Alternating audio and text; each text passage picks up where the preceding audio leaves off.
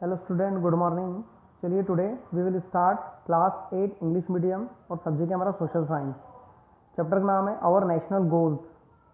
ठीक है, हमारे नेशनल गोल्स के बारे में। चलिए इसके देखते हैं अब इसके क्वेश्चन। देखिए सबसे पहले चूज आंसर टाइप क्वेश्चन और फिलअप ये आपको पीडीएफ द्वारा सेंड कर दिए जाएंगे, है ना।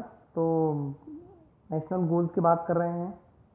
गोल्स मतलब हमारे जो उद्देश्य क्या है ना, हमारा जो एम क्या है, हमारा लक्ष्य क्या है, उसके बारे में बताया गया है। तो सबसे पहले देखते हैं very short answer type question देखते हैं। Name the types of freedom. देखिए आज़ादी के प्रकार पूछ रहा हो। फ्रीडम मतलब आज़ादी होता है, ठीक है।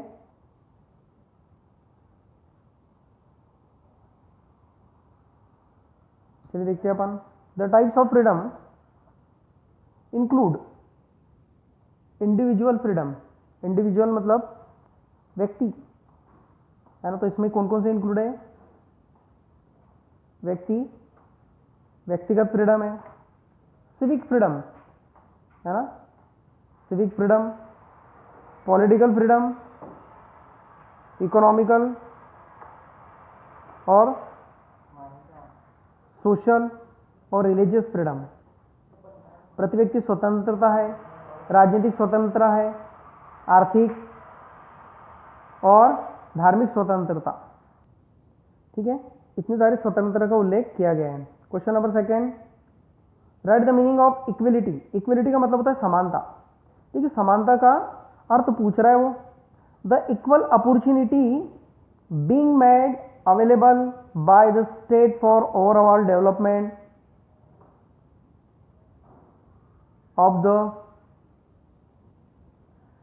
देखिए इक्वल अपॉर्चुनिटी, इक्वल मतलब समान होता है, अपॉर्चुनिटी मतलब अवसर, बीइंग किया जाना या किया गया है, मैड मतलब बनाना, अवेलेबल बाय स्टेट। स्टेट क्या करता है? इक्वल अपॉर्चुनिटी बनाता है वो या प्रयास करता है। फॉर ओवरऑल सभी के लिए, डेवलपमेंट ऑफ द सिटीजन, है ना, नागरिकों के विकास के लिए। जब नागरिकों के विकास के लिए वो समान अपॉर्चुनिटी अवेलेबल करवाता है, उपलब्ध कराता है, तो इसको कहते हैं हम equality. What is the representative democracy. Representative मतलब जो प्रतिनिधि होता है, और डेमोक्रेसी का मतलब होता है लोकतंत्र या जनतंत्र। ठीक है, तो प्रतिनिधि जनतंत्र क्या है? The type of democracy in which the people elect their representative to form government.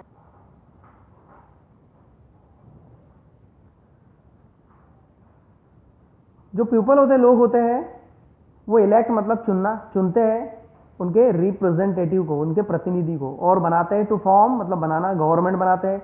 इसको कहते हैं रिप्रेजेंटेटिव डेमोक्रेसी, जनता द्वारा चुना गया प्रतिनिधित्व, रिप्रेजेंटेटिव डेमोक्रेसी।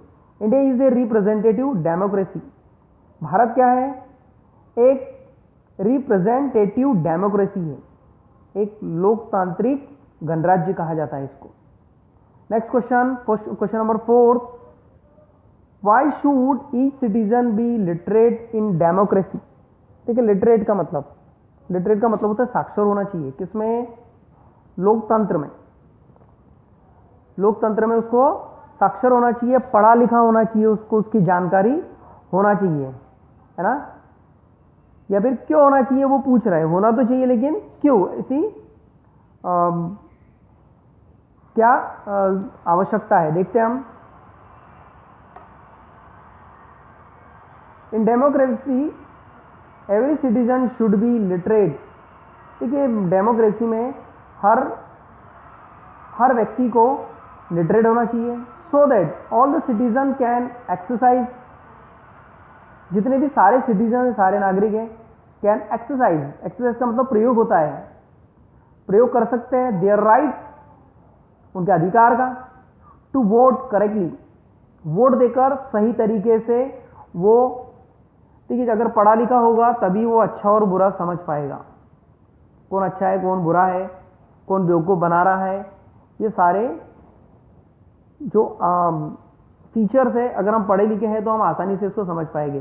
तो डेमोक्रेसी में नागरिकों का पढ़ा लिखा होना बहुत ज़रूरी है। पढ़े लिखे होने से ही वो समझ पाएगा और अपने मताधिकार का वो सही उपयोग करेगा एक सही प्रतिनिधित्व को चुनने के लिए, ताकि देश का, राज्य का, नगर का, शहर का, ज़िले का और हमारे कस्बे का और हमारे मोहल्ले का विकास सही तरीके से हो सके। चलिए, इसके बाद में शॉर्ट आंसर टाइप क्वेश्चन हम अगले वीडियो में आपको सेंड करेंगे। ठीक है, आप इसको पीडीएफ के द्वारा लिख लेंगे और उसको याद करने की कोशिश करेंगे। Thank you for watching.